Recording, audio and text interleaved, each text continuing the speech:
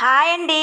పీతల కర్రీ ఇలా చేస్తే సూపర్గా ఉంటుంది. నా స్టైల్లో నేను పీతల కర్రీ అయితే చేస్తున్నాను.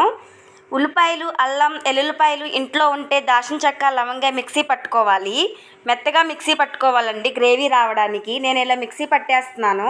ఇలా మిక్సీ పట్టేసిన తర్వాత మనం ఆయిల్ వేసుకుని ఇలా ఎర్రగా ఫ్రై చేసేసుకోవాలి సిమ్లో పెట్టుకుని, లేకపోతే అరగంట వేస్తుంది. తర్వాత పచ్చిమిరపకాయలు కూడా వేసుకుంటామే. ఈ సిమ్లో పెట్టి వేపుకోవాలండి. ఇది పీతలని ఇలా శుభ్రం చేసుకుని ఇందులో వేసేసుకోవాలి. వేగిన తర్వాత పీతలను కూడా కొంచెం సిమ్లో కాకుండా కొంచెం ఆయిల్లో పెట్టుకుని ఫ్రై చేసుకోవాలి. పీతల కర్రీ చాలా టేస్ట్గా చాలా బాగుంటుందండి.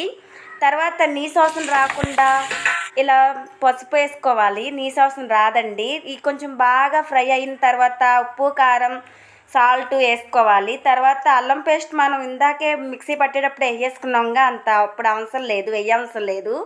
కానీ పీతల కర్రీ నాకు చాలా ఇష్టం అండి, చాలా బాగుంటుంది. పీతల కర్రీ మనకు నచ్చినట్టు మంచి స్టైల్లో చేస్తే చాలా బాగా చక్కగా కుదిరిద్ది. నేనైతే పీతల కర్రీ చాలా చక్కగా వచ్చిందండి. ఈ పద్ధతిలో ఫాలో అవ్వండి మీకు నచ్చితే ఈ వీడియో. పీతలని ఇలా ఉడికేటప్పుడు మనం కొత్తిమీర వేసేసుకుంటామే.